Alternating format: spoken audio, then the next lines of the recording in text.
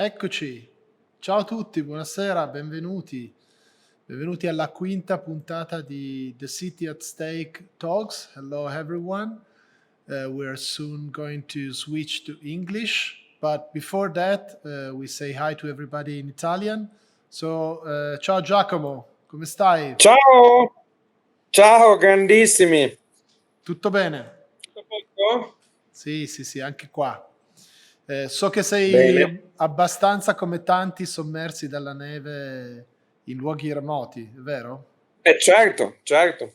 Ormai la città è estesa praticamente a tutta Europa, quindi noi cittadini per la prima volta possiamo sperimentare anche di essere sotto la neve per lungo tempo, insomma, rimanendo cittadini.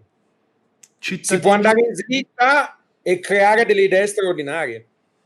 beh, quello sempre per fortuna, anche quando eravamo nelle caverne, spero. Però cittadini slash montagnini, eccoci qua.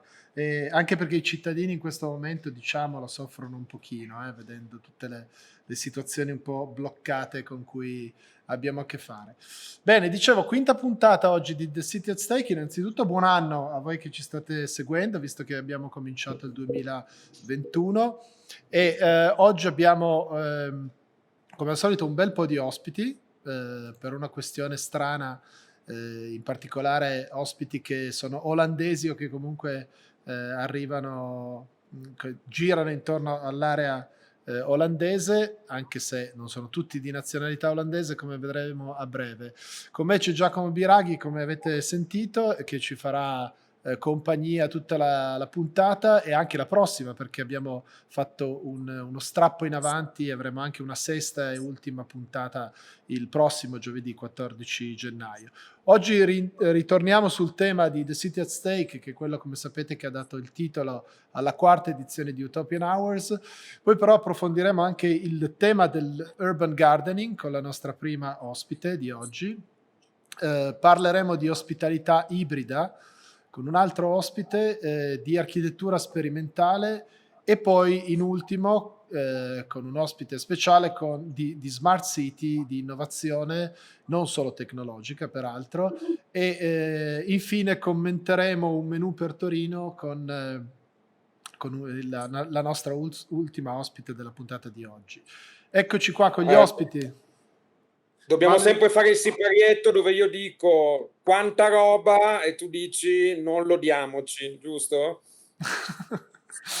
No, beh, dico che sicuramente, come avete capito, questo ma Giacomo l'abbiamo già raccontato, ma lo diciamo ancora, è un modo per tornare sui molti contenuti che produciamo e che abbiamo messo in pista per il festival già a ottobre scorso. Quindi, siccome molte persone, per via della situazione che stiamo vivendo, si sono perse dei pezzi, non sono riusciti a seguire il festival in streaming o addirittura dal vivo e ci chiedono di rivivere un po' i contenuti e le emozioni, questa serie di talk serve assolutamente anche per questo, oltre al fatto di essere contenti di essere di nuovo in contatto con i nostri super guest, di cui appunto sono molti quelli che incontriamo oggi. Valerie Kuster è stata la nostra Visiting Urban Explorer, una delle 3 Visiting Urban Explorer nel 2018 ed è stata anche sul palco di Utopian Hours.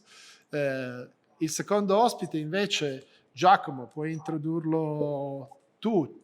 Sì, è uno degli esempi per restare in questa modalità di connessione tra il festival, l'attività di Torino Stratosferica e questi appuntamenti. È stato non solo un ospite chiave di un nostro Utopian Hour, ma ha anche lanciato su quel palco l'operazione dello Student Hotel di Torino e quindi in qualche modo ha fatto quello che ci piace, cioè è stato city maker e non solo city speaker. Ecco, Charlie ci dirà come The Student Hotel è un'intuizione che va molto oltre il real estate.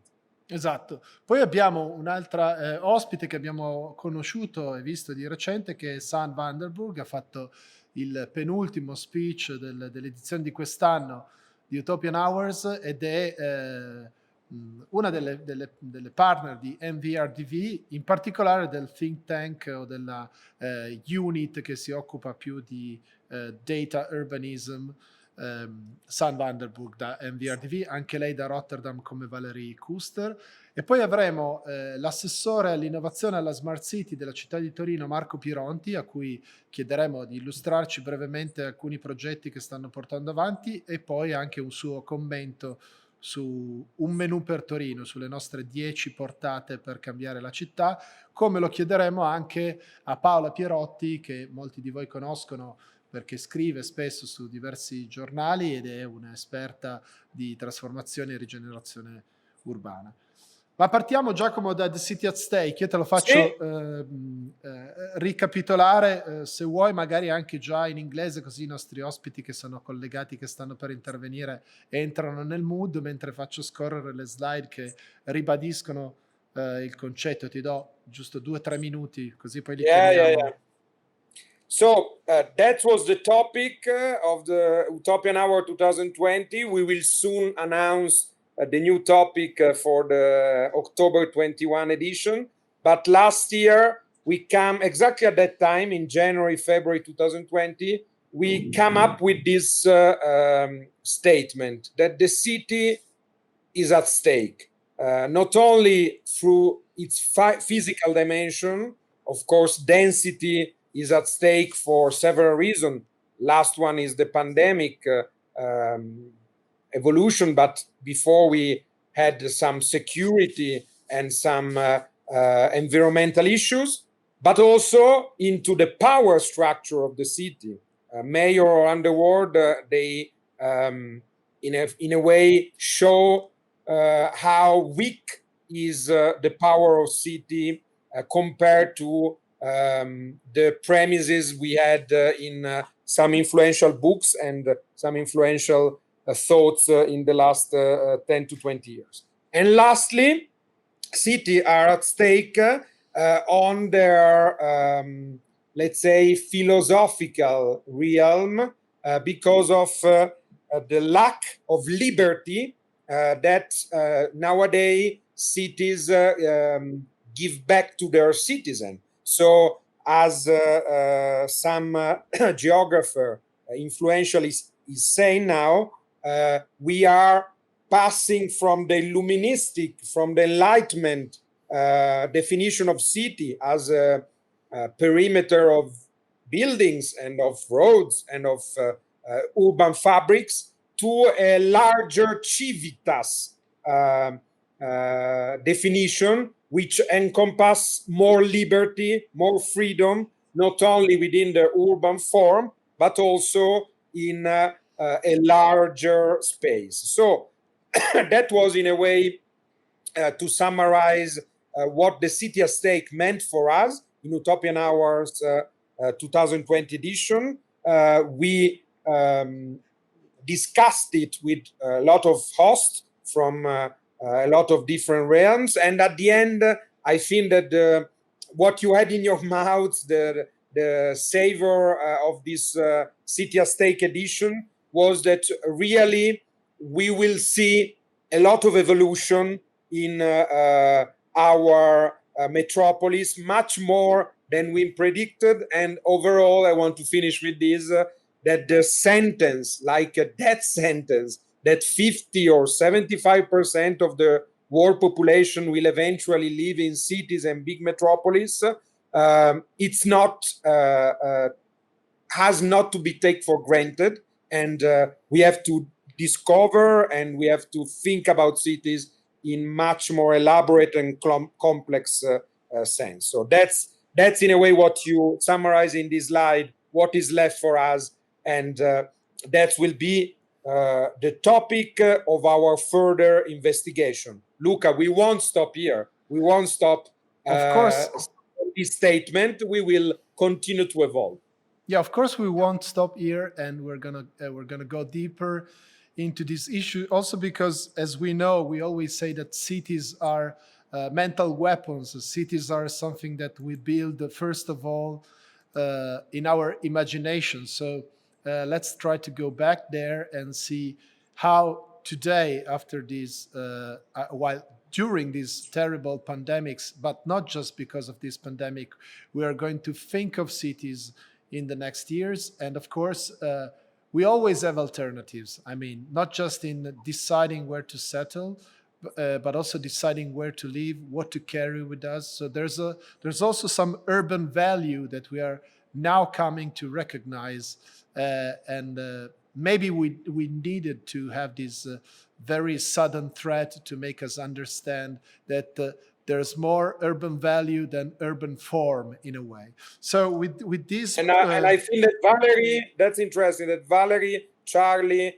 and Sanne, in different way, they are experimenting in real terms, alternative to usual way of intending cities. Of course, they are doing it, and that's interesting also for our touring guests, in a very free and easy to create new paradigm as Rotterdam or the Netherlands is. But of course, touring could be also a platform for innovation. So I think that this episode of City Talks is very relevant because it has voices that are transforming into practice what we are investigating in the City at Stake manifesto. Which is also the usual way that we select our guest, of course, because Valerie was actually, we met her. Do you remember how we met her? Hello, Valerie. Wow, on a roof. How are you? I'm very well. We were below. Yeah, fantastic. So we hear you and we see you properly. It's so nice to be here again with you. And we were remembering how we met, of course, at the rooftop at your restaurant. So the story of Valerie, she's a trained architect, but she decided to become a chef and the restaurant owner by reviving a part of the city, especially a part of a building that was kind of left over or abandoned. And she then, out of this job, started a whole, let's say, community feeling around the place. The place is called Op Het Dak. And you can follow Valerie Kuster both on her personal Instagram account and, of course, also the one of the restaurant. So I leave the floor to you, Valerie. You're here also to tell us about what you've done since March 2020 up to today, because, of course, the pandemic involved your entrepreneurial work, but also your view of the city, right? Indeed. I think we can all agree that it has really been a stop and start economy since March last year. And it really provoked and really made you resilient in a way. And we, as Op Het Dak, we're on a roof. So for us, it was extra difficult, I suppose, to reach out and to really stay on the radar. As a rooftop community builder, we are a catalyst for the green public rooftop farms in an urban context. We are an exemplar and an ambassador of greenifying flat black roofs to a public, so accessible for everybody. And with that, we bring in themes as local produce, farm to table, the seasons, an education program, urban farming, and community building. And we really had to adapt, I suppose. And we took the roof to the streets. So we no longer shouted just from the roofs, but we went to farmers market with our own products. Well, as you can see here, we packed the season in a box and we brought it to the people, not only to individuals, but also to the homes and to the shelters. We thought of a do-it-yourself cooking kit at home to at least, have some sense of doing something rather than just looking at the screen at home. This was the farmers market where we went to last year, and we made video tutorials. But I think really what, for me, what it showed was that this pandemic has completely changed the urban dynamics, and social distancing has further isolated the ones who already were. In our bodies, our communities, and our countries need healing, and it's in a way difficult to talk about healing whilst we are still in the middle of this pandemic, and we don't know for how long and where it will take us, at least this year.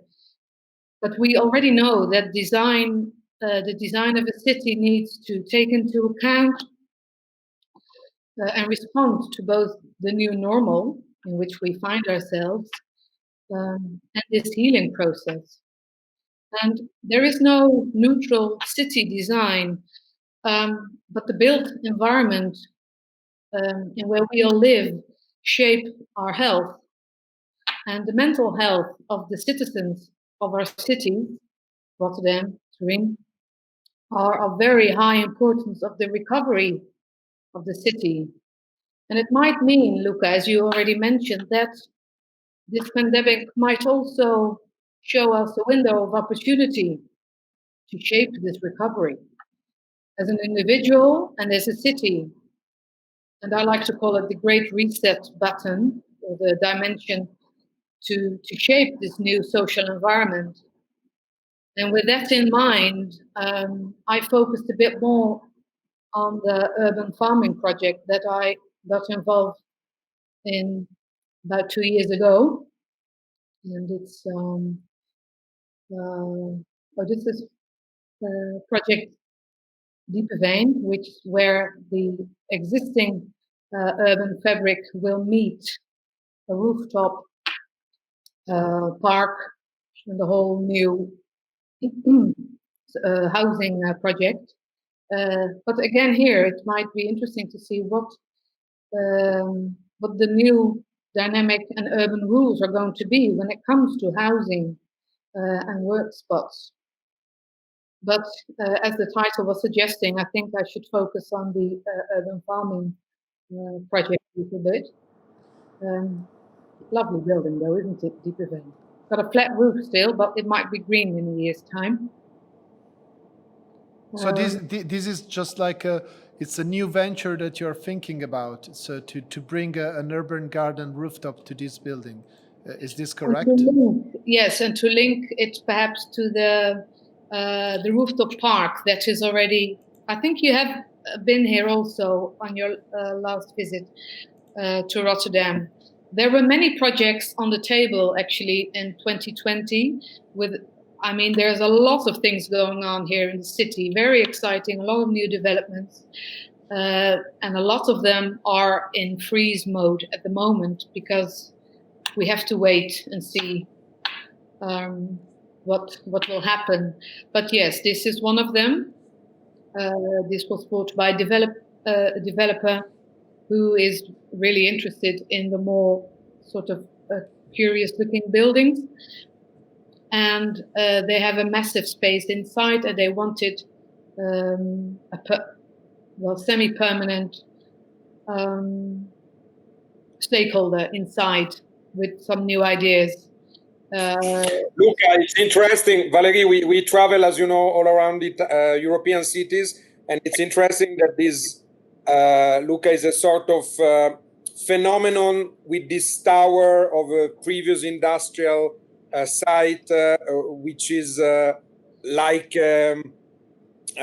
example in a lot of cities of creativity spots, creativity hub. So I feel that much more now after COVID, you need to add something, some spice, like Valerie is doing to make new development interesting and valuable. Yeah, for sure. So I think I've never seen this particular building that seems also very appealing to me. Kind of. You want your studio on the tower, I know. When you see those kind of things, you immediately think of your studio on the last 4 floors or the Dippenven Tower. That's for sure. I think that everybody wants to be up there. Have you been up there, Valerie? Yes. I mean, there are different studios, either architecture studios and creative studios, have occupied that or rented that.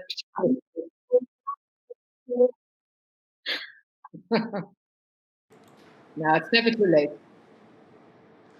So, what will be the plus that you want to give to this development? The format you developed with your actual restaurant, or something further? No, something further. What you see here is an island, and it's part of the city, and the city center is really only 5 minutes by car or 10 minutes on the bike. And I have my own garden here, which I bought about 2 years ago, and it is part of a very traditional park where people spend their summers, and where they have nice plants, or where they grow their tomatoes. They're becoming very popular here, and especially now when we are all locked up at home. A lot of people don't have gardens, so there's a big run on the second space besides home to have a garden. At the same time, all these garden complexes in the city are very much under threat, because they have to be replaced by another project, whether it's a football field or another complex for apartments, because before, now, and after the pandemic, we will face housing problems. But we're very much a community with this one, and we therefore hope that, or at least I hope, that we can provoke a change in mindset. And what I'm trying to do with this garden is that every plant that's in there is an edible plant, and not one for a season, but a permanent edible plant. So it becomes an edible garden. And what I would like to show is that you can easily make all the public spaces in the city edible green spaces. And I don't mean, like I said, growing tomatoes or carrots, but give an edible garden to the neighborhood to cherish and to own and to express and to talk about. The garden that I have here has a little house, and I use this as a test site to see how it could work if you would combine it with the corporate world. So what we do is we host small corporate meetings there, followed by a walk on the island. And the response is really that it's been such a productive day, and such a creative way of getting to ideas, or at least to negotiate big deals or small deals. Doesn't really matter. Yeah.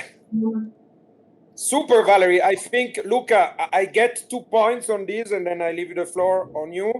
First, that with these ideas, you can deal with one topic I like, the city quitting, famous Rosenkranz book, and you can deal with it not allowing people to quit the city, literally, but allowing them to find nature or different experiences within the city. So it's a sort of my first reaction to interesting Valerie new project is city quitting within the city. And second, and this is very well connected, I'm sure, to Charlie thoughts, is the fact that it's has to be something really connected to corporate. So not the usual 68 non-profit, let's say, a bit Trumpian experiment, I joke, but something related to corporation, and it could have a long-lasting moment. Yeah. She agrees. Yeah, I mean, urban gardening is a way also to reconnect to what we can do beside being just worker and beside being citizen without actually doing nothing for the city itself. This is my way to summarize the thing. So as you may know, Valerie, we are just doing some experimental placemaking initiative here in Torino with a little park that we are just taking care of. It wasn't. Congratulations on that, Luca. I read about it.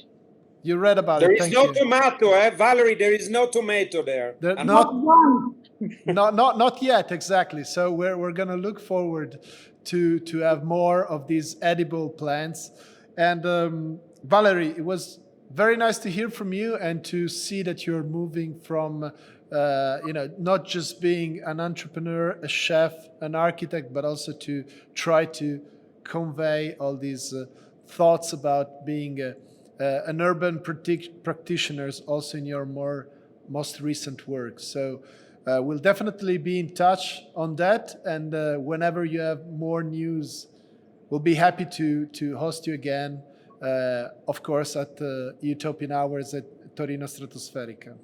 So thank you. Thank you for the invitation, and I'm gonna hang around to watch the others. Thank you. Yes, Ciao, please Valerie. do. Bye. So look at this corporate connection. No, I spotted this in Valerie talk, and I linked to Charlie, but I wanted to elaborate this more in introducing him. Well, of course, the fact that we have to balance the fact that we are off work and on work most of the time, and we understood mostly because of this smart working way that we end up making a little bit of a mess, and we don't know when we are working or not working. And definitely, like the step that you've done, Giacomo, to quit living in cities and move to a more remote environment was actually boosting your idea of what urban means. So I totally agree that we should combine also the more, let's say, corporate feeling and state of mind with the more personal and inner personality or identity that we have. So with this issue, we come to our next guest, who's Charlie MacGregor. Hello, Charlie. Ciao. Ciao, Luca, Giacomo. How are you? Nice to see you. Happy New Year to you both. Thank you. Happy New Year to you as well. How are you?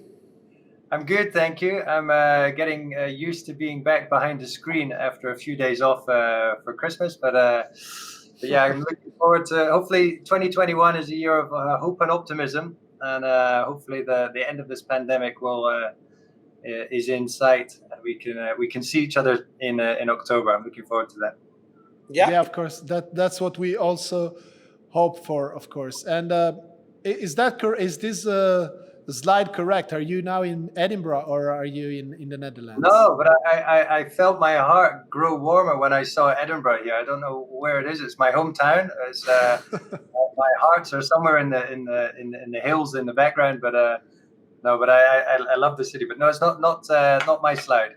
Okay. So we made a mistake because it was, let's say it's an homage to your hometown.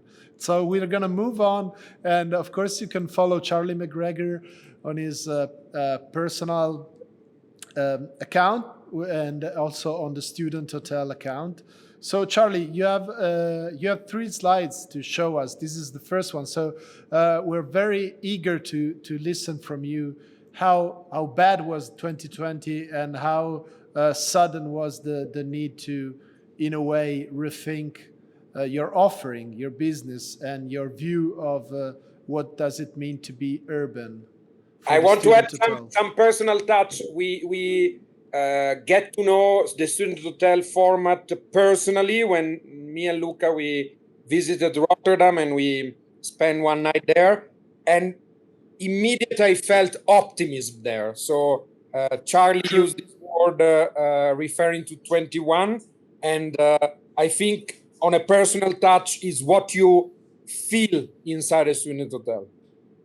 Thank you, Giacomo. Thank you. It means a lot.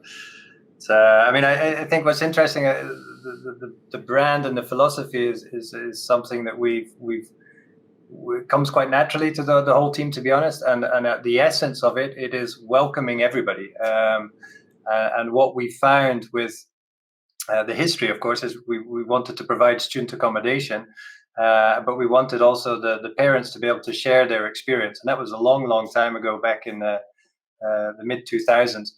And the company's grown a lot since then. What we've really learned is that the idea that students, young people, and older, either parents or professors or normal corporate travelers or hotel guests, the idea when I started this was they should be separated, that they needed to have two different entrances. You couldn't mix these demographics together. It would be a complete nightmare. And what we've learned over the years is this is exactly what people are looking for. This integration and this demographic melting pot where people are not just coming across their same demographic. And you have it actually at Utopian Hours, where you have many different professions there, as well as the local population. And what you have is you don't know who's to your right or your left of you, and therefore really nice, interesting conversations come around, and you inspire each other and you learn from each other. And I think that's the essence of our brand. The 3 slides I've shown, of course, the Florence and the Bologna project. We opened Bologna last year. Vienna, our biggest hotel to date, 800 rooms. We opened that in March. So Bologna and Vienna, and another project actually in Delft in Holland, we opened last year in the middle of the pandemic. So it's been quite an interesting year for us. I think, of course, the first concern was the safety of everybody, making sure our customers and our staff were safe and well, getting used to all the safety procedures and upping our game on cleanliness and things like that. As the year went on, we saw that our student population is quite very stable. We of course saw a massive drop almost overnight in our hotel travelers. They just they stopped traveling. They weren't allowed around Europe, etc., with the lockdowns, and that affected, of course, our cash flow the same as everybody else. We have another group, which is the young professionals and the locals, and we host them in our co-working spaces and also in our co-living rooms, and that's proved to be very stable, to be honest. So, taking a step back, if I sit on a little bit of on the balcony view on the student hotel, looking at the pandemic, we've come out of, we're in the middle of the pandemic still, but we expect to come out of this pandemic actually very strongly. And what we've done is managed to use this pandemic to really show the strength and the flexibility of the hybrid model. So our model is we have 60% of our rooms allocated to students, 30% to hotel, and 10% to co-living. Of course, when the hotel falls off a cliff, we don't need 30% of our rooms allocated to hotel market. So as the summer came to an end and we started the new semester in September, we allocated most of our hotel rooms over to our student sector.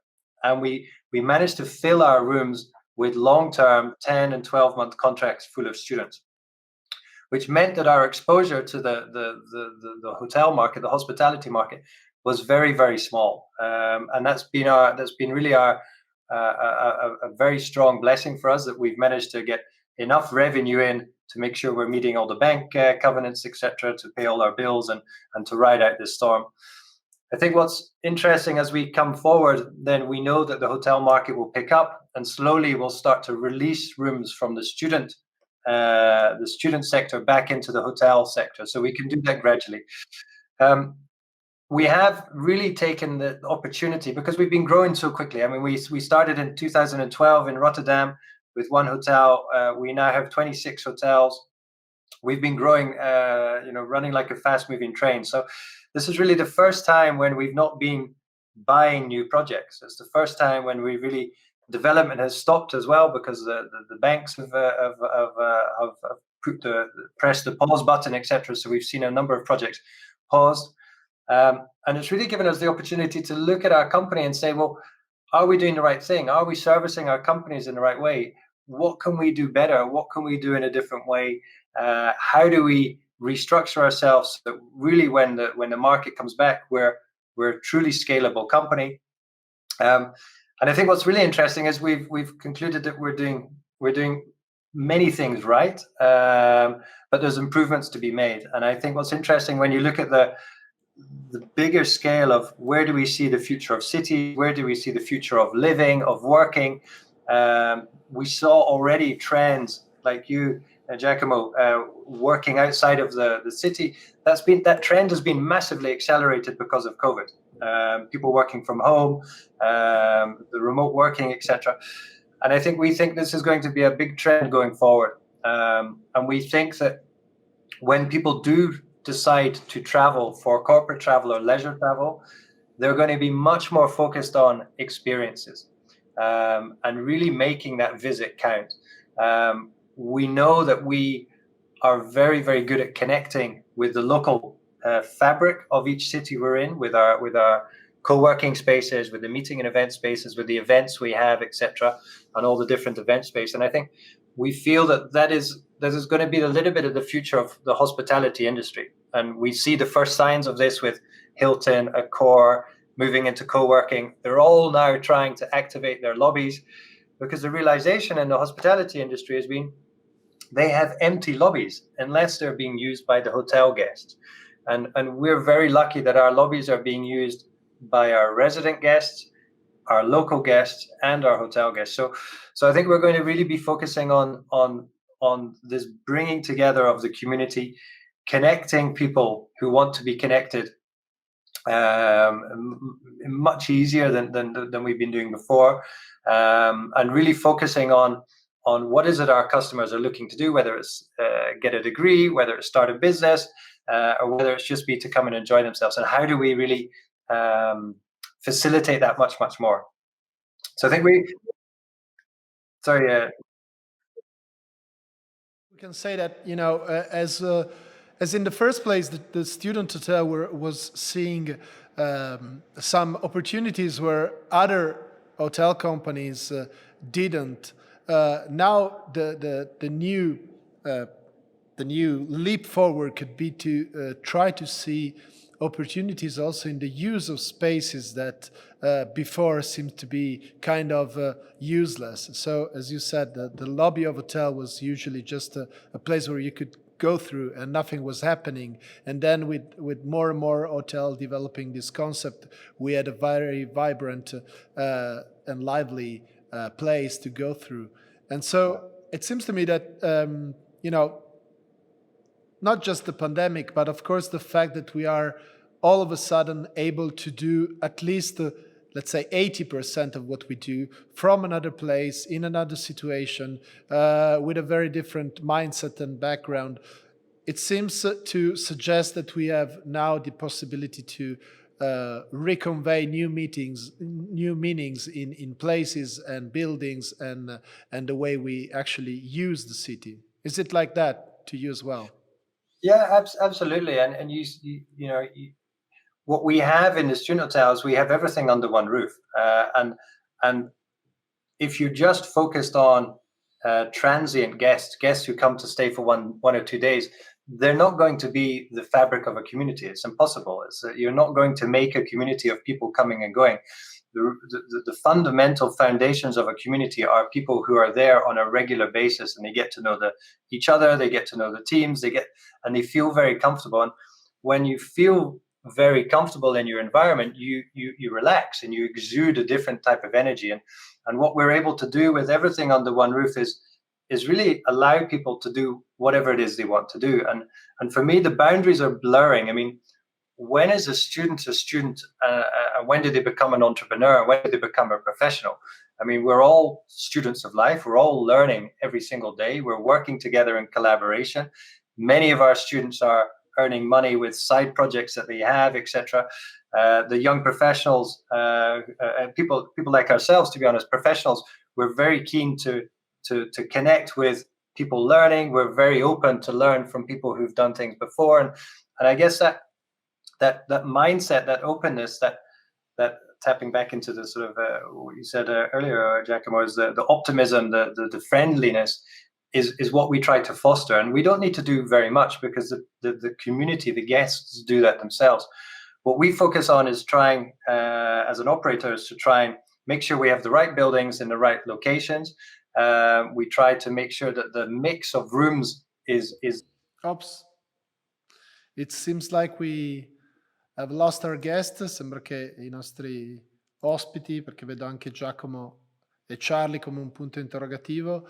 La prossima domanda che stavo per fare a Charlie MacGregor era ovviamente come stanno andando avanti i progetti che hanno lanciato da poco. Ci ha detto di Vienna, inaugurato poco prima dell'inizio della pandemia, quindi immagino sia stato insomma, abbastanza in sofferenza il progetto, e però sappiamo anche, infatti spero che la connessione si ripristini per chiedergli anche come sta andando il progetto di Torino, che è quello che in parte ha presentato a ottobre del 2019 quando è stato ospite a Utopian Hours. Mentre aspettiamo, non so se riusciremo nel frattempo a recuperare la connessione. Ne approfitto per anticipare alcune cose, visto che il tempo va molto veloce. Poi abbiamo ancora in particolare un ospite molto importante, che è ovviamente San Vanderburg di MVRDV, per dirvi che abbiamo contattato poco prima di Natale Bjarke Ingels Group, cioè Big, which is all about flexibility. So you mentioned flexibility spaces, but I will also add management flexibility. So the fact that you, in the last 8 years, experimented a lot of different way of managing directly or outsourcing or mixed way of actually managing and knowing the budget and knowing how it work in different ways, because a restaurant is incredibly different from an event industry or hotel or student, or and the third thing is a customer flexibility in contact customer, because Hilton that you mentioned is very keen on VIP or corporate relationship, which has a different kind of tone of voice and so on, and rewards, etc. You experimented in having different targets, different customers on one single brand, but trying to have different way of communicating with them. So I think that this is inspirational for you, are lucky in a way, or intelligent to set up a company in the real estate industry with these three flexibility at core: space, management, and customer relationship. So I wanted some words on you on how would be inspirational for others, this package you developed. Yeah, it's interesting you say this because, before the pandemic started, there was questions from, our investors and the banks, etc., saying, do we have the right model? Are we convinced that having long stay, medium stay, short stay, co-working, event space, it does cost more to operate. It is more complex. The operating system you need, it's not a plain vanilla product. And we always believed, and our investors as well, always believed that this was the right way that we wanted to do things. What the pandemic has shown us is that this model is very, very resilient, because we're able to move and allocate rooms to different types of customers. I think what's, for me, is interesting is when you look at it on a city planning perspective. If we take a level up, you realize that the planning, the zoning of certain uses is very restrictive. If you had a residential building, if we had a regular student housing building, we wouldn't ever be able to have hotel or young professionals in there. And I see in your case that it's a lot of personal experience in this. Yeah, absolutely, absolutely right. Yeah, and the planning system for me is something that really needs to be massively updated very, very quickly, especially if you're looking at what is the future of the cities. How do we allow, especially now, there's going to be millions of square meters of office space coming free because people don't need these big offices. What are we going to do with it? It's really an opportunity for cities to take this opportunity and be a bit more flexible in the way that people use space, I think. And a lot of the planning laws were made with the idea of a family type that doesn't necessarily use cities in the same way anymore. So there's a lot of opportunities, and I think we've been proved with the pandemic that our model is very, very resilient. We have positive cash flow at our hotel levels, which is probably one of the only hospitality companies in the world at the moment that has that. And that gives us a very strong foundation to grow from, of course. Luca, we know what will be the next job of Charlie in the management of cities. Exactly. City planning at its best. So Charlie, one last thought from your side, of course, about Turin. We know that the student hotel is soon coming to being also in the city. So just very 5-second reply about how are things going on here in the city of Turin for some of the people who are listening to us now. Yeah, very good. We've secured the site. We're making good progress. We're getting some great help from some very good professionals in the city in this room. Thank you. But we're very excited about it. I think that there is a funding issue, of course, because banks at the moment have said, let's just wait and see before they get development funding. But we have very strong investors behind us. We know that once the recovery starts to come out of this, we'll start to see the banks really ready to fund this project. In the meantime, of course, we're still building our second project in Florence, which is coming out the ground. It's nearly at ground level. We've got building permit approval for our project in Rome. So we're fully committed and still massively in love with Italy, and very excited to be there. Great. So thank you. Of Luca, course, you can. Luca, it's very interesting that it's the only good things that is not happening in Milan. Yeah, exactly. Not yet. Watch this space. So Charlie, thank you so much for being with us again, and of course use the voice of Torino Stratosferica whenever you need to let us know the progress of your work here in Torino, and of course of everything else you're doing. And we hope to see each other again, face to face very soon. Thank you. I look forward to it. Thank you. Bye, gentlemen. Thank you. Bye. Ciao. So Luca, let's move on.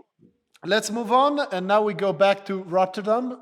We now go back to the city that is definitely pushing forward for design and urbanism, and not just that, to be honest. So we have the pleasure to have again with us San Vanderburg from Rotterdam, from MVRDV Next. San is, of course, as you know, the leading woman of MVRDV Next, the think tank or the professional unit that is pushing the envelope on how data urbanism and urban design can match with technologies and innovation. Sanne, it's a pleasure to be with you again. Hello. Technical flow there. Luca, Ciao, hi. Sanne. Thank you so much. Ciao. Ciao, Giacomo. Ciao, Luca. Good to be here again once more. And first of all, thank you for organizing this specific meeting, because at this point, we've all experienced 2020. We all have our own feelings about it. I think we're all happy it's over, fresh new 2021. But it is not only a pleasure, but it's also very important that you organize these talks, and especially that you organize them in a multidisciplinary way. So first of all, thank you for that. And Congratulations on organizing such a diverse panel. And what I I have will a be talking personal about. question. Have you ever been at the Valerie restaurant? Yes, I have. I was actually just I was texting sure about Valerie. We had our MVRDV annual drinks on Valerie's roof. Fantastic. That's good. Good Yeah, choice. yeah. So Excellent choice. Also, thank you for acknowledging that the work we're doing. We're very happy, not just because it's you that's saying that, but because it's actually true. You know, we're trying to push the effort, and of course, the fact that we ourselves realize that we want to engage in this conversation more and more. More and more is happening about understanding what's going on, basically. So I don't know if you have the same kind of feeling that despite the fact that we are not able to meet each other, it seems like the community of thinkers, practitioners, architects, doers is getting somehow a little bit closer in having this commitment to understand what's next for us. And so what's our role in a way? Yeah, and I want to add, giving the floor to Sannen, that what Charlie said, that he's in a way in this COVID time investigating other realm, not only its own real estate business, but he was talking and thinking about planning, for example. I think that not only we are a stronger community, but in this interdisciplinary way Utopian Hour was always set, we are expanding a bit our boundaries. Each of our topic, it's not just vertical. We care more about a larger vision. Yep. Absolutely. That's also what we see more and more. Linking to what you just said is urgencies bring people together, and urgencies lead to intervention and action. And that's also part of what I'm going to talk about tonight. So as you said, I'm the head of MVRDV Next, which is the computational design unit of MVRDV. And we focus on data-driven design, but also together with the Vibe Factory, we focus on research and looking at the future and what that might hold for us. And of course, if we look at the future, then that's something that everybody does on a daily basis. And as an architecture practice, we focus anyway on data-driven design. We focus on happy, adventurous places. And of course, they have to be resilient and sustainable. But what happened to us all last year with COVID, who would have imagined that we would be sitting here discussing this? This is something that requires a next level of predicting powers, what COVID will do and how it will impact our future. And it's definitely something that we also are thinking of within our daily practice. And of course, how you experience your environment starts with you. And we probably all, that's the thing, it binds us together. We've all experienced the same, that we were all forced to work from home. So all of a sudden our home, what we used to be our sanctuary, our place of privacy and leisure, it became our restaurant, and it became a school, and it became an office, and it became so many things that it wasn't before. And that invasion of new layers of experience into our homes changed the way we behave. And in a way, who would have thought that we would ever be nostalgic, almost nostalgic, about rush hours or, for example, big meetings, things that we don't do anymore? And that's then. So we all have this new reality, and how does that influence us? And I'm going to link now to the image that's on the screen, because what you see on the screen is the new museum, Boymans van Beuningen. It's the new museum depot just finished in the city of Rotterdam, where we all are, with actually also a green roof. And the reason why I brought this project, this image to this talk is exactly that story that I was talking about, how work invaded our home. So all of a sudden, you're not sleeping in your house anymore, you're sleeping in your office. So what do people do? We all started to move outside. And what we see is that we have shown a creativity and a resiliency.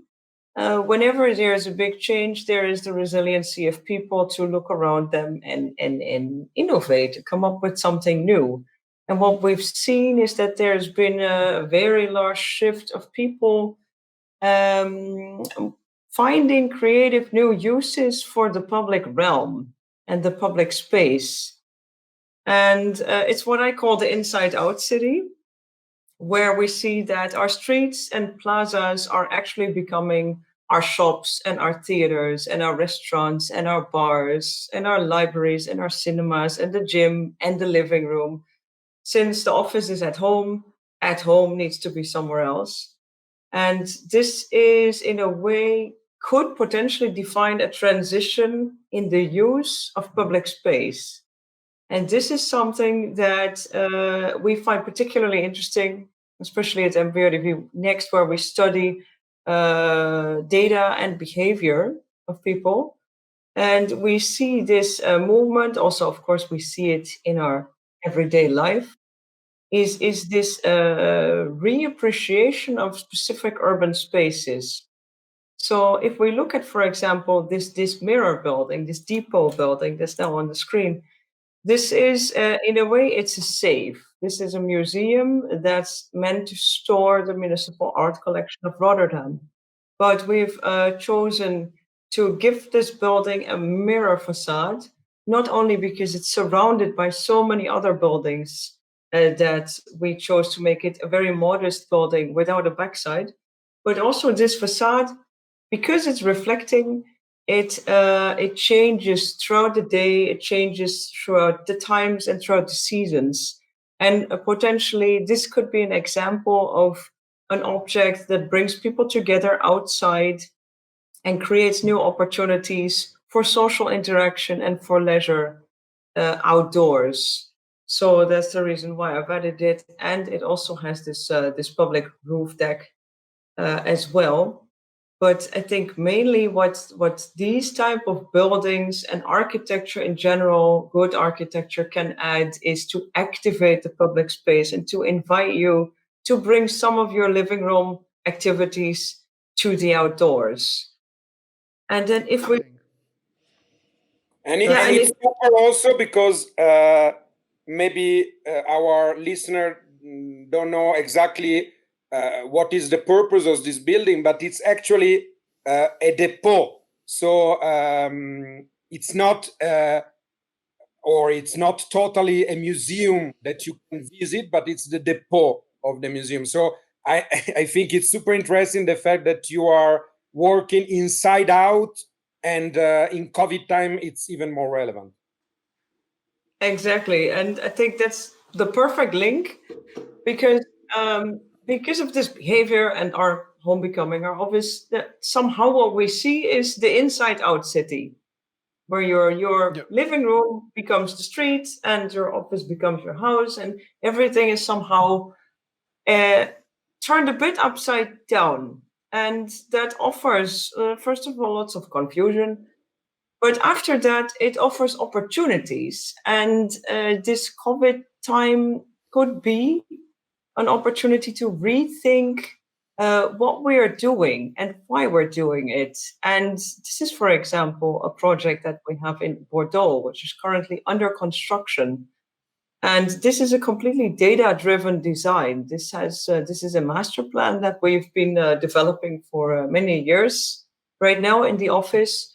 But this has been completely designed by using sunlight and daylight regulations combined with solar trajectories. And the shape of what you see here has actually nothing to do with design. It's completely generated by data. And that's actually also something that we see in this current COVID pandemic, is that data-driven design is in the roots of MVRDV.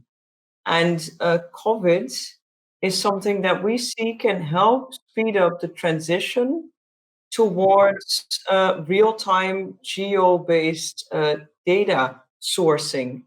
What you see is that now a lot of people, maybe you also have it, a Corona app, and this is potentially an event that helps us all speed up towards this real-time data society where we have much better ways of predicting crowding, busyness, or usage of certain spaces. And therefore, it could be not a goal, but a tool to reclaim back the public realm in a safe way. Oh, yeah.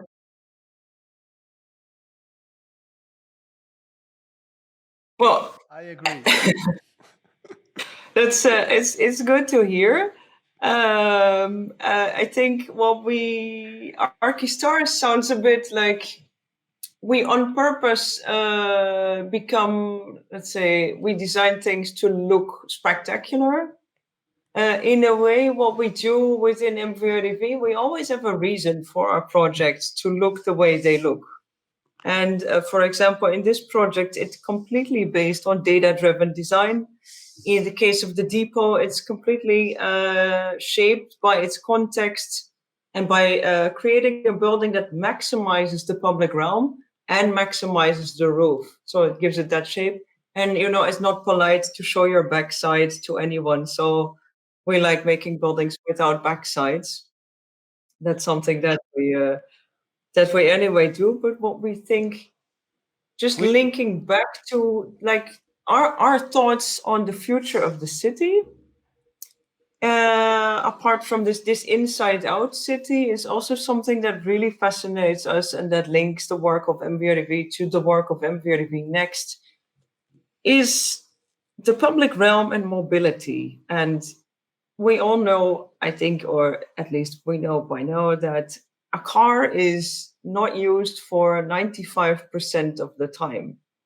Yep. And if we consider what the public realm would look like if we would not have all of those cars, and if we could reclaim the sidewalks, and if we could actually activate those sidewalks, and maybe the shops that we now so miss going to a shop, maybe the shops could be just open spaces that face towards the sidewalk.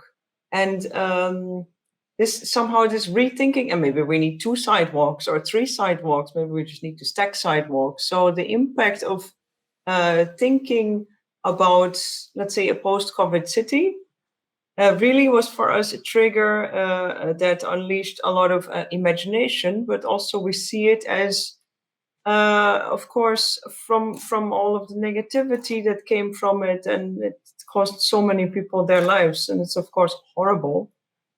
But we hope that from let's say the ashes of this pandemic, we can see this as a wake-up call and as a call to action to explore new opportunities and to get rid of things that were anyway not that effective or pleasurable, and to actually consider our urban mechanisms. And it would, in our opinion, be fantastic if we can rethink mass transit and move towards decentralized mobility solutions and start to also re-explore what the housing unit of the future would be. Do we need 1 room extra by default? Do we need a different elevatoring system? What is the future of mass transition? But still, how to make people appreciate the city, because moving away from the city would be an escape. And that's also what you see here in this Tianjin library that we have, and also in our recent project, the Tainan Springs. It's not in this slideshow, but it's a swimming pool or an urban spa that we created from the ruins of a shopping mall. So to re-explore our own context and to activate all of the unused space, or to redefine the available public space, to use the potential of the inside-out city to the maximum. And who knows, on a beautiful day when this pandemic is over, and if work is back at work and we're back into our homes, then we're left with actually a beautiful souvenir, which is a highly activated city with maybe 3-4 double layered sidewalks, with shops everywhere, and a lot of opportunities for green roofs, for reforestation, and activated public space that gives us new ways and opportunities to recreate and to enjoy our spare time, such as, can you imagine the library that you see here on this image, but then also inside out. And we feel that the definition of inside and outside is something that is to be explored in the coming time. Luca, as a link with our next host, I want Sanne to experiment a lot in Turin. Let's use Turin as an experiment territory for. Yeah, it's a beta test city for doing something. That was actually. Let's hope. Yeah, my question for you, San, was: have you already noticed like a change in the, let's say, in the briefing or in the out of jargon in the request that you somehow perceive from the clients after in trying to understand what the needs of the post-COVID city are? So, in other words, have you perceived a change of mind or a change of behavioral pattern in how the clients are requesting new architecture, new buildings, new planning solutions? Or is it too early to see that from your point of view? It's a very good question, and it's not too early. We already have, we work globally, of course, and we already have from different continents. We get requests from clients that ask us to please consider COVID in your design. And that ranges from, for example, designing buildings by default more for use with staircases and less using elevators by default. A lot of elevatoring, rethinking amount of elevators, size of elevators, exploration of sub-levels or sub-stops. So that's definitely one thing. Also, the design of more outdoor spaces, more generous outdoor spaces, balconies, more roofs. And also we see a lot of, even in the design of public space, we see this, for example, in countries where there is a rainy season. We also see that there is much more awareness of creating sun or rainproof public spaces, just to be able to activate them. So there is an increased awareness in the usage of infrastructure, public space, and architecture in different continents, and that what we see already. Which is good. It's good to hear that, of course. So after the vertical forest, if I were a client of Sun, I would ask a skyscraper without elevator with only balconies. I know that. We have it. You see? Perfect. Just invite me next time and I come to present the vertical village. Okay. That's fantastic. So it's all possible. It's all possible. So yeah, that's my closing statement. Luca, it's all possible. That's Torino Stratosferica. It's all possible.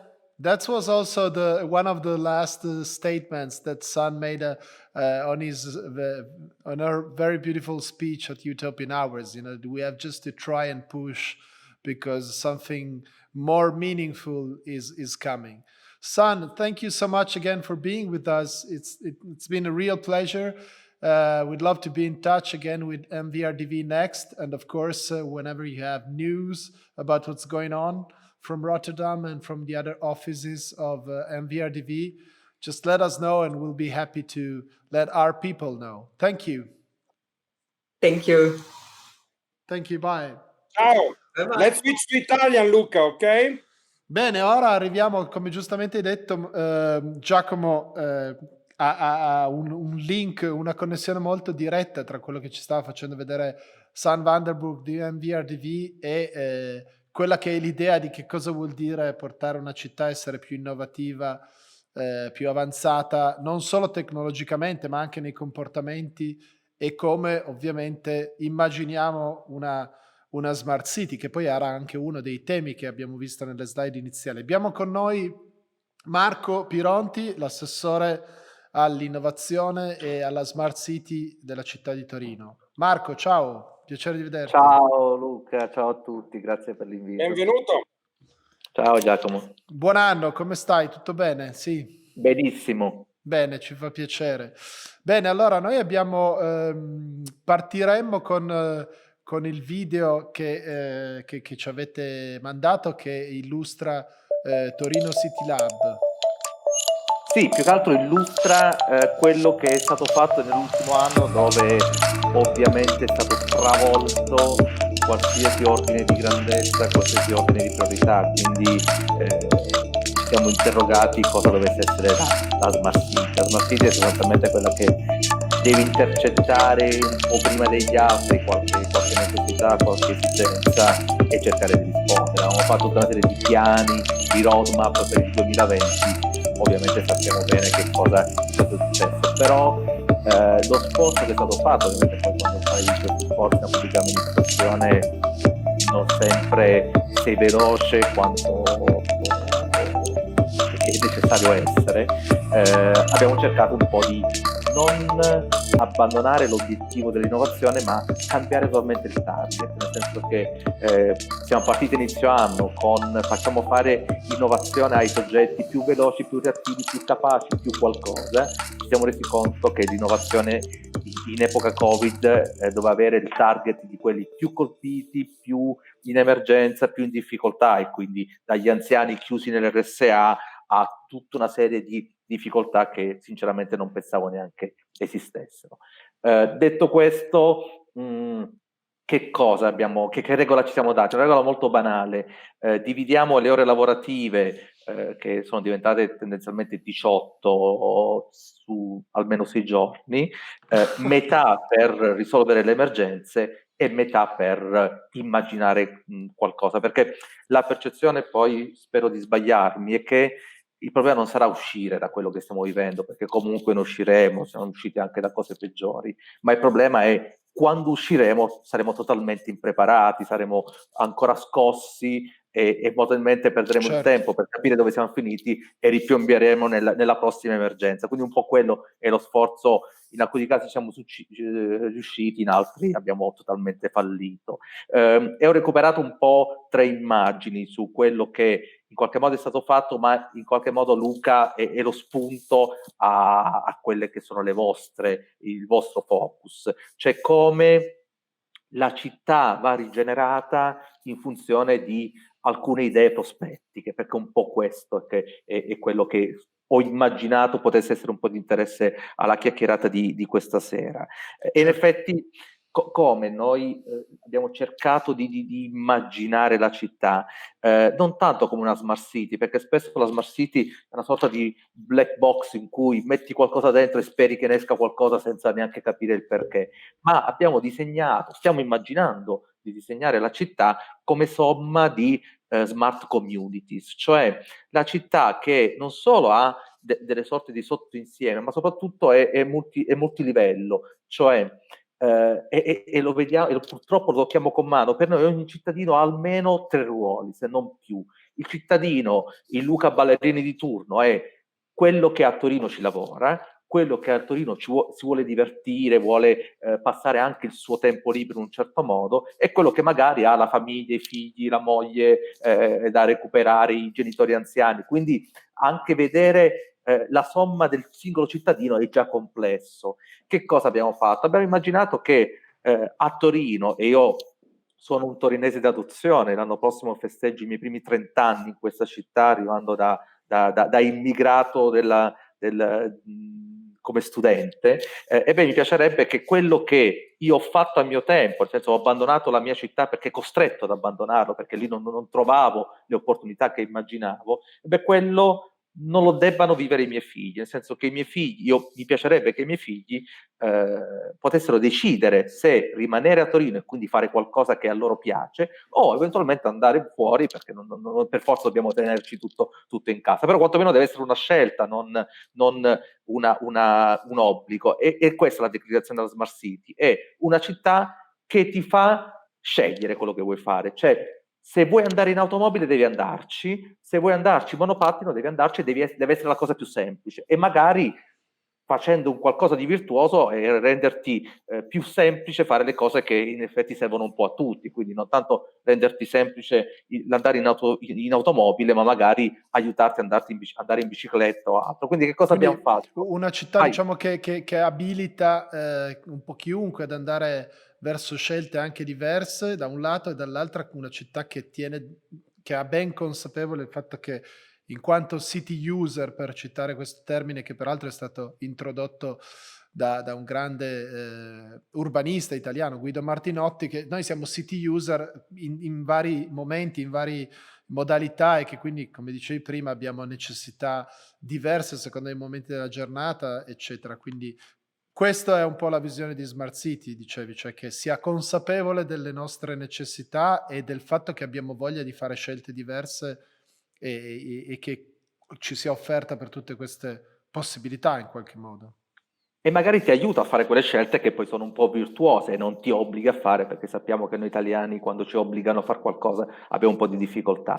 3 messaggi velocissimi. Sì. Quali sono le progettualità che mi piacerebbe rigenerassero anche i muri o gli spazi? Torino Centro di Intelligenza Artificiale, cioè abbiamo in qualche modo inventato questa progettualità, abbiamo portato a Torino quello che sarà l'hub principale di questo centro, uno dei 7 centri su 7 verticalità diverse che lo Stato ha identificato come strategiche, e quindi a Torino ci sarà questo. Ma perché ne abbiamo puntato su questo? Perché l'intelligenza artificiale, non voglio entrare nel merito e non sarei neanche capace a farlo, è quello che ci consente, è lo strumento che ci consente di non disperdere il patrimonio di esperienze industriali, imprenditoriali, culturali, ma cambiare solo pelle e cogliere la nuova onda tecnologica, ma non solo. Quindi mi piacerebbe che questo fosse non una nuova industria abbandonando tutto quello che siamo stati, ma valorizzando quello che siamo stati e cambiare solo pelle. Ovviamente qui ci sarà da identificare anche la sede, qualche idea ce l'abbiamo, ma che fosse simbolica di quello che vuole essere un hub a livello nazionale, perché come ricordo sempre è una partita che ha vinto Torino, ma non deve essere una partita di Torino, deve essere una partita del sistema paese che trova a Torino le migliori condizioni per fare da hub, ma ci saranno almeno altri 10 centri, quindi la sede mi piacerebbe che fosse facilmente raggiungibile, facilmente collegabile, magari anche a livello internazionale. La seconda immagine che vi ho raccontato è questa, Torino Reshoring. A novembre lanciamo questo perché il Covid ci ha portato a pensare veramente fuori dagli schemi e si sono create delle condizioni affinché è diventato interessante tornare in Italia. Un esempio su tutti, Detroit, parlando di notte con questi nostri colleghi, questi hanno detto: guarda Marco, se ci dai le condizioni per tornare in Italia, noi torniamo volentieri, perché oggi i miei cervelli li prendo dall'Italia e da Torino, ma faccio fatica a spostarli. Poi allora c'era ancora Trump e quindi ho il problema di mantenere questi cervelli italiani di là. Questi mi dicono: guarda, se mi crei le condizioni, io cervelli li lascio lì a Torino, dove di solito li prendo e li porto via. Abbiamo già portato 2 aziende americane, adesso stiamo trattando con una grossa multinazionale. Ma perché questo mi interessa? Perché questi ci chiedono 2 cose. Uno è non mi far perdere tempo con gli italiani, con la burocrazia, e lì stiamo cercando di inventarci qualcosa. La seconda cosa che mi chiedono è: mettimi lì e me lo pago io. Non mi chiedono contributi, perché noi subito abbiamo, la nostra domanda è: cosa vuoi per tornare? Nel senso è quanti soldi vuoi per tornare, perché la vedevamo molto in maniera contingente. Questi in realtà ci dicono una cosa diversa: mettimi lì dove l'effetto contaminazione è per me più rilevante. Le 2 aziende che abbiamo portato sono uno sulla smart mobility e l'altra sulla urban mobility. Una fisicamente è nella città dell'aerospazio, nei locali affittati da Leonardo, l'altro è in OGR, dove abbiamo portato Techstars, che è questo acceleratore. Cioè, certo, gli spazi a questo punto, che sono nati per motivi diversi, il concetto di rigenerazione industriale degli spazi e anche dei muri, servono per creare nuove forme di contaminazione, perché è quello che mi stanno chiedendo per riportare interessi, capitali e voglia di fare imprenditoria in Italia. L'ultimo, so che Luca mi Certo, sta guardando malissimo. è la mixité di cui si parla spesso, il fatto che arrivi in una città anche per il fatto che nella mischia non sai che cosa puoi trovare, da questa contaminazione, da questo melting pot puoi trovare anche degli aspetti inaspettati, serendipici, che possono, nel caso di questi cervelli, di questi talenti, essere fruttuosi per quello che stanno facendo, immagino, no? Quindi Ecco, Luca, la cosa un po' particolare mi piacerebbe ricordare è che, a differenza a mio parere, perché l'ho vissuto col mio passato universitario, del rientro dei cervelli, che per me è un gran problema, perché io estrapolo un cervello che ha avuto la sua evoluzione in un contesto agevole, lo porto in Italia, questo perde 3 mesi a capire dove è finito e altri 9 ad andare allo psicologo perché non si ritrova nulla di quello che ha vissuto nel precedente. Qui l'obiettivo non è far tornare il singolo cervello, far tornare organizzazione di cervelli, perché questo è il passaggio che consente davvero la possibilità di creare valore, perché altrimenti estrapoliamo solo delle persone che prima o poi ce li perdiamo. L'ultimo aspetto, e poi so che sto rubando troppo tempo, ma mi piaceva condividere un po' quello che può essere interessante per questa discussione, è l'ultimo progetto. Il 24 dicembre, con enorme ritardo, il Mise ci dice: siete stati bravi e vi darò 7 milioni e mezzo su un progetto totale di 13 milioni e mezzo per fare casa delle tecnologie emergenti. È un progetto che nasce male, scritto male, ma non entro nel merito, ma abbiamo cercato un po' di stravolgerlo con l'idea di diffondere le tecnologie su un territorio che vogliamo si modifichi attraverso queste tecnologie, evitando il rigetto. Cioè, oggi le tecnologie hanno un grosso problema di rigetto, del tipo il 5G mi fa morire, l'edge computing non funziona, il cloud mi rubano i dati. Quindi qui dobbiamo migliorare la capacità dell'agente umano di far proprio queste tecnologie. Questo progetto va in quella direzione, sono circa 3 anni e mezzo di progetti, ma che a me serve per disegnare alcuni spazi. Vi faccio un esempio: questo sarà diffuso nella città, ma il suo hub principale sarà nell'ultima ala del CSI, quello che mi spiegavano, che ovviamente a Torino c'è vissuto, c'è nato, ha avuto anche la sua famiglia, era la vecchia camera mortuaria. Infatti la battuta è: quel posto è la morte sua, quando l'abbiamo identificato. Ma quello è ovviamente un oggetto che nasceva per altri motivi. Lo abbiamo ridisegnato mantenendo ovviamente le sue caratteristiche storiche, ma dentro ovviamente si farà tutt'altro. Dentro vivranno le idee, si condivideranno, saranno spazi di co-working per come li stiamo immaginando noi. Cioè, il Covid ci ha spiegato in maniera estremamente drammatica che la fisicità è meno rilevante, o meglio, dobbiamo scegliere quando utilizzarla. Non dobbiamo fare la riunione perché dobbiamo fare la riunione, ma è caso di fare la riunione fisica quando è importante. Tutto il resto magari evitiamo di perdere tempo e risorse e gestiamo la immaterialità di queste riunioni. Quel posto sarà questa roba, quindi un'agora modulare, 100 posti che destineremo al cittadino, agli studenti, agli start-upper, per condividere le proprie idee, per far capire che la tecnologia forse può anche aiutare.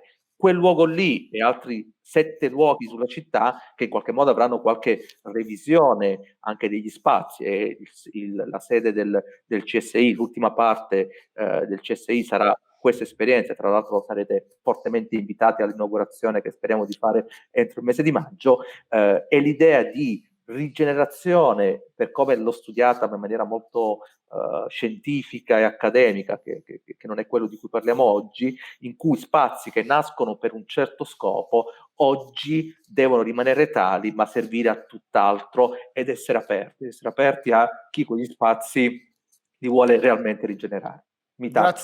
Grazie Marco, grazie di questi aggiornamenti. Devo dire che molte cose sono effettivamente nuove, anche perché questa, appunto, come ci dicevi, la notizia del 24 dicembre più fresca di così non poteva essere, ma ovviamente ci piace che Torino Stratosferica possa essere anche un po' il megafono per queste iniziative che stanno andando avanti e che sono di interesse per chi come noi segue questi temi urbani. Però prima di lasciarti ti chiediamo anche a te, come poi alla nostra prossima ospite, un commento veloce su questo che è stata una delle cose che abbiamo portato al festival Utopian Hours con maggiore delizia, perché noi l'abbiamo chiamato un menù per Torino, 10 portate per cambiare la città, e te le faccio vedere velocemente anche se so che le hai già viste.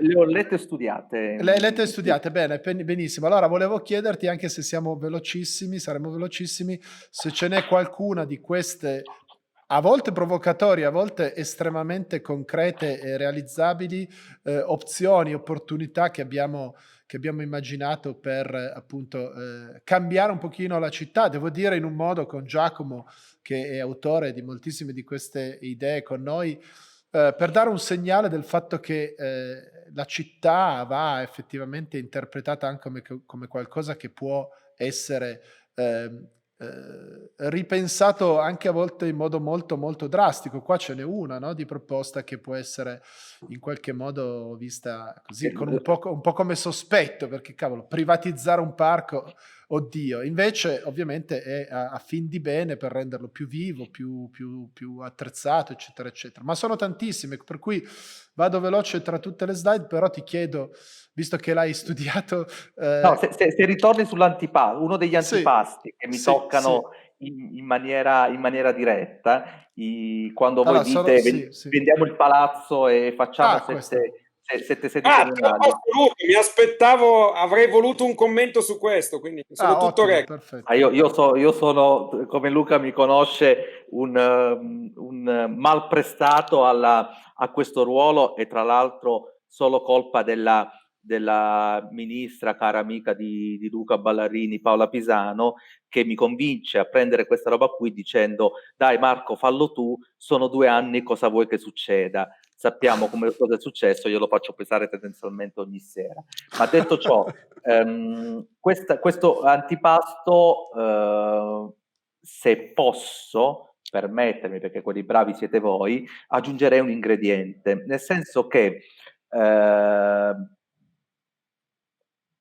questa roba che abbiamo vissuto, che non voglio neanche ricordare lo stesso nome, ci ha accelerato tutta una serie di dinamiche che, come agenti umani che facciamo fatica a acquisire il cambiamento, abbiamo fatto finta di niente. Cioè, l'andare in ufficio tutti i giorni non ha mai funzionato, ed è per la pubblica amministrazione l'unico modo per controllare le nostre risorse. Visto che non abbiamo altri strumenti, l'unico modo è ti chiudi in un ufficio e so che almeno sei fisicamente lì, che poi tu faccia altro è un problema tuo, e questo stiamo cercando un po' di spiegarlo, che non funziona proprio così. Ma questo antipasto qui mi piacerebbe rivisitato, per usare dei termini da chef, nel senso che io lascerò dei circa 8.000 e passa dipendenti, 1.600 persone a rotazione in smart working. Cosa vuol? Ovviamente non sono le stesse, ovviamente sui servizi che posso, perché se sei allo sportello all'anagrafe devi essere allo sportello all'anagrafe, non è che puoi stare a casa tua, ma 1.600, quindi vuol dire un 20% buono delle mie risorse saranno in smart working. Ma lo smart working, per come mi piacerebbe fosse interpretato, non è che ti obbligo a stare a casa, ma ti do la possibilità di non andare in ufficio, che è una roba diversa. Che tu quella roba, perché noi stiamo dicendo questo, mi sono venuti i brividi quando a un certo punto una grande manager donna mi dice: no, perché lo smart working, sai, do la possibilità alle mamme di stare a casa, di gestire i figli, di cucinare e anche lavorare. Ho detto: mazza, che bel regalo che fai. Cioè è una visione della donna in cui non solo deve farsi il mazzo al lavoro, deve anche nel frattempo rastrellare, tenere i figli. Mi piacerebbe che la donna in smart working uscisse di casa struccata con i tacchi o come vuole, come meglio sta, ma andarsi in un luogo in cui magari può condividere, in cui al terzo piano la palestra, al quarto piano alla spa, e nella pausa pranzo non va a raccattare i figli, ma magari si dedica anche al proprio benessere. Perché vi dico questo? Perché questa roba qui mi piacerebbe che si disegnassero proprio gli spazi nella pubblica amministrazione. Certo. Per assurdo. Quindi in sostanza c'è un 20% come minimo ci stai dicendo di spazi che, essendo sempre a rotazione, andrebbe ridisegnato proprio per agevolare una serie di attività e di funzioni che al momento non possono essere fatte. Quindi magari non proprio vendere il comune per fare 7 nuove sedi, però immaginare di cambiare una parte degli spazi e degli uffici comunali per andare incontro verso lo smart working. Ho capito Luca, bene? aprire quegli spazi magari al mio fornitore, magari capiamo cosa fa il fornitore e cosa fa il mio dipendente, aprire agli studenti che magari spiegano come gestire la tecnologia, quindi uno spazio diverso più che una riduzione alla distribuzione. È un po' quello che mi piacerebbe che questa emergenza ci lasciasse come eredità. Che è in sostanza molto quello che è stato abbastanza, devo dire, Giacomo, il leitmotiv della puntata, perché ce ne ha parlato prima Charlie MacGregor di The Student Hotel, dicendo appunto gli hotel hanno capito che possono essere tante altre cose e la pandemia ancora di più, e poi l'ha detto anche pochi minuti fa Sam Vanderburg, esattamente così, cioè abbiamo questa necessità di ripensare gli spazi in conseguenza a quello che non tanto che abbiamo vissuto, ma quello che abbiamo capito e che stiamo ancora capendo, no? Delle nostre vere ecco, forse abbiamo volontà. scoperto anche che cos'è una smart city, finalmente, dopo 10 anni di utilizzo di questo termine, una città forse flessibile e, citando qualche sociologo, più liquida, insomma, meno fissa.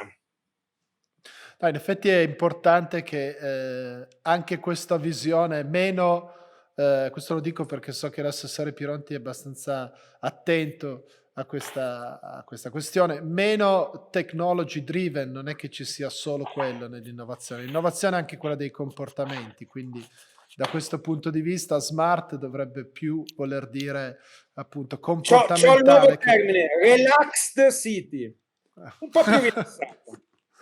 Ci può stare, per il momento ancora non riusciamo, ma lo faremo.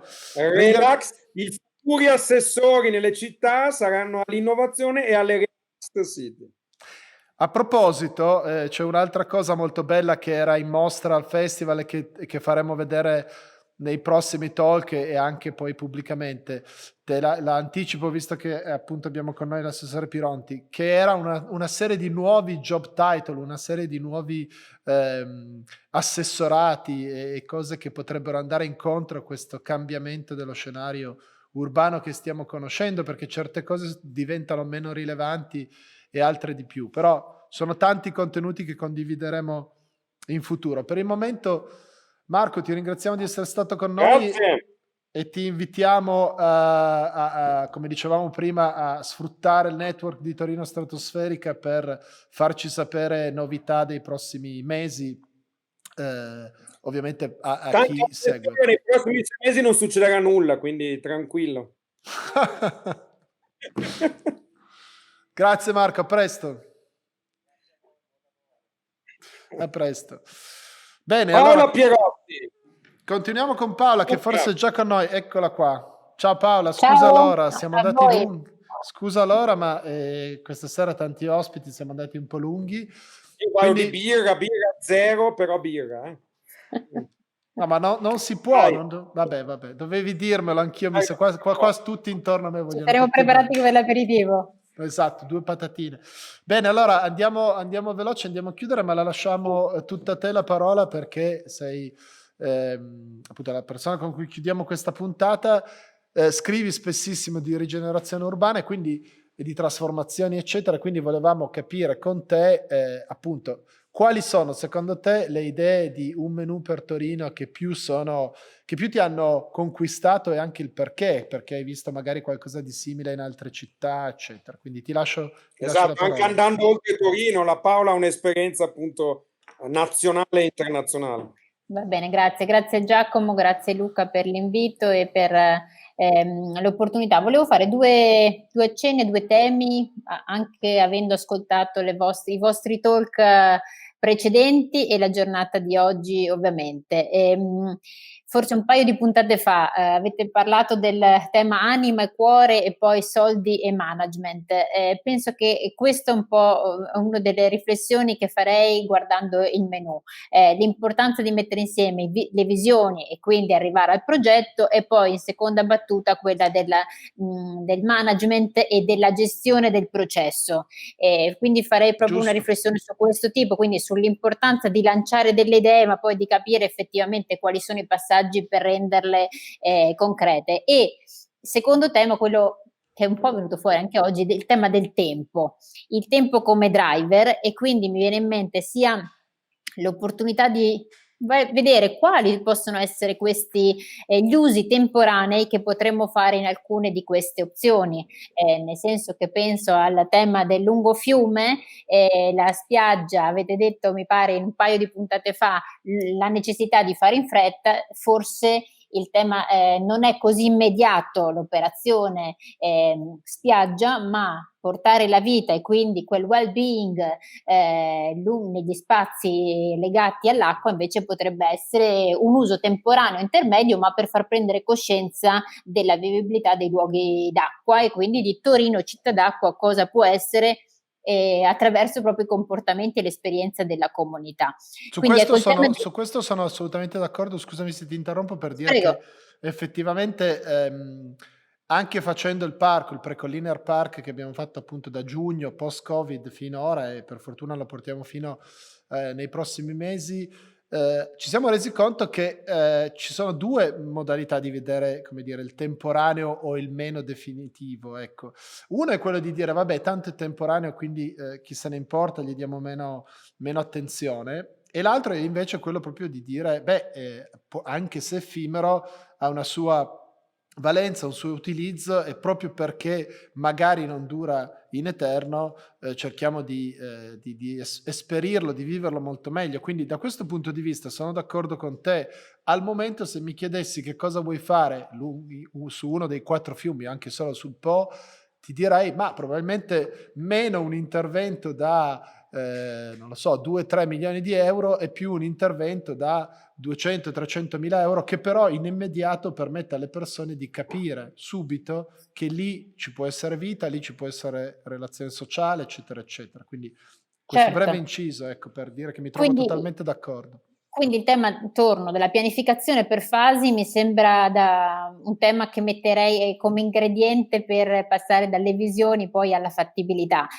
Mi veniva in mente il tema della flexible urbanism, quindi comunque anche questa flessibilità nella concezione e nella capacità di adattarsi. Questo è l'altra parola chiave di questo periodo, adattamento. Ha fatto in modo diciamo, alcuni cambiamenti erano in atto, ma contestualmente bisogna anche adattarsi ai nuovi ingredienti, nuovi tematiche. Torno al menù, quindi quello del Torino città d'acqua potrebbe essere sicuramente un tema interessante, ma da raccontare, da sciogliere nel tempo. E gli altri due temi, da una parte agricoltura urbana e riforestazione, considerati sotto un cappello della natura, quindi della riconquista della natura in città, e qui i casi italiani sono infiniti, Milano in primis, ma anche Prato e Taranto stanno lavorando sul tema della forestazione urbana, quindi guardare quali sono gli altri casi e quale l'approccio potrebbe essere interessante. Il tema dei nuovi stili di vita e della cittadinanza attiva penso sia un tema che vi sta particolarmente a cuore, quindi penso che questo tema della natura possa aiutare. Siamo stati abituati forse ad esperienze di orti urbani, quindi piccoli tasselli. L'agricoltura urbana chiaramente prevede un'organizzazione, di nuovo un management un po' rinforzato. Mi piace sottolineare questo tema perché richiama il tema del food, quindi richiama anche forse un'economia circolare di cui anche le città hanno bisogno, e forse questo poteva essere un tema che è stato affrontato anche nella giornata di oggi. E vado a chiudere sul tema della sperimentazione edilizia che avete proposto per lo scalo Vanchiglia. Più in generale come tema, forse non sono proprio diciamo quel non doversi attenere alle regole comunali mi sembra una libertà un po' troppo, diciamo così, coraggiosa. Lavorerei forse su una invece, di nuovo, gestione di cosa vuol dire fare sperimentazione edilizia. Penso a tutte le opportunità. So che a Milano non lo volete considerare come esempio, ma io porto invece, segnalo il lavoro in corso a Mind con Land Lease, dove Certo. quantomeno negli obiettivi parliamo di innovazione a tutto campo, dall'industrializzazione edilizia, quindi costruisco in fabbrica, assemblo in cantiere, il tema della connettività, il rapporto con grandi player dell'energia. Quindi questa Smart City di cui si parlava poco fa di fatto è una città complessa, integrata, dove ho fatto un progetto e gestisco il processo in tutto l'iter. Quindi ecco, No, hai fatto secondo me questo è un benissimo.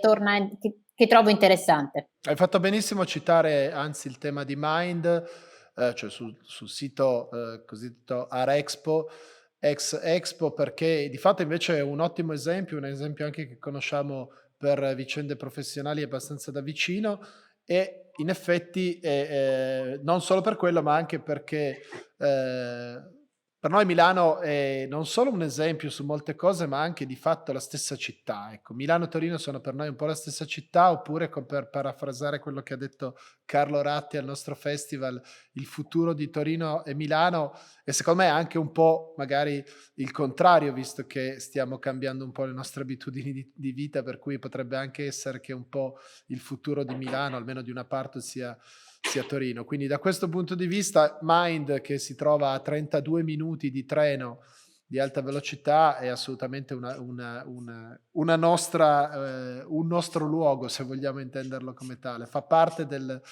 perimetro di Torino Stratosferica. È più vicino a Torino di Pinerolo. Quello sicuro. Grazie Paola per il tuo intervento, grazie per i commenti e torneremo con te. Puntata, Luca, io voglio fare l'assessore al relax, alla Relaxed City. Pensavo anche detox, valuta se detox, anche detox. potrebbe essere. Dal relax al digital detox, giusto? Esatto, relax secondo me prende bene molti dei temi di oggi, che vanno dal relax delle norme al relax delle funzioni. È stata un po' una puntata, Luca, antimodernista.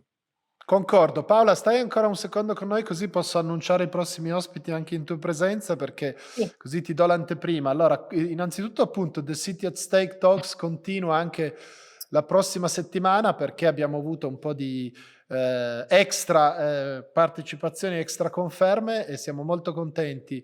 Il 14 gennaio, giovedì prossimo, avremo due ospiti in particolare di cui siamo molto, molto contenti. Il primo è Matusz Vallo, che abbiamo già incontrato al festival 2 anni fa come sindaco di Bratislava. Oltretutto Matusz, che ha un passato a Roma, parla anche italiano, quindi ogni tanto ci mandiamo qualche messaggio su WhatsApp ed sarà interessante vedere come dal suo punto di vista un sindaco ha gestito la crisi, l'emergenza, e quello che sta facendo, ovviamente, perché poi c'è tutta la genesi della sua candidatura, come sapete, con il progetto di Plan B, un piano B, cioè il suo piano per Bratislava, che poi è diventato la sua, diciamo, manifesto di candidatura, e che io farò le veci di Ratti e dirò che il futuro di Torino è Bratislava, così mi ama. Questo ci sta. E il secondo invece ospite, non sappiamo ancora chi specificamente, però oggi abbiamo ricevuto direttamente una mail da Bjarke Ingels dicendo: wow, grazie per l'invito, ci interessa partecipare, stiamo definendo chi di noi di Big parteciperà alla prossima puntata, per raccontare anche come cambia la città dal punto di vista di uno dei più grandi studi di architettura e urban design. Quindi a giovedì prossimo. E poi Luca daremo una grande news, no? Come anticipavamo all'inizio. Certo, giustissimo, anticiperemo il tema del prossimo festival, Utopian Hours 2021. Quindi grazie Paola, grazie a tutti voi che ci avete seguito, e ci vediamo, ci sentiamo giovedì prossimo. Di nuovo, grazie. Ciao. Grazie. Viva le Relaxed City, ciao, abbasso il modernismo.